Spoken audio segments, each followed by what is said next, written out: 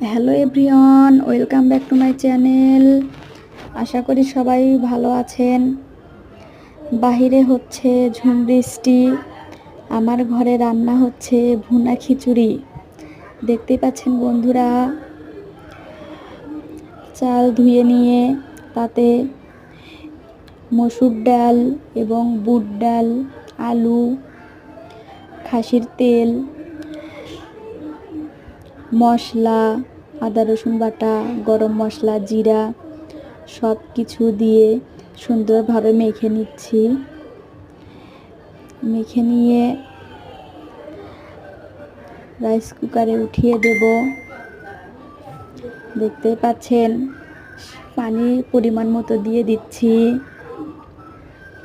দিয়ে রেডি করব আমার ভুনা খিচুড়ি। এই তো দেখতেই পাচ্ছেন ভুনা খিচুড়ি রেডি।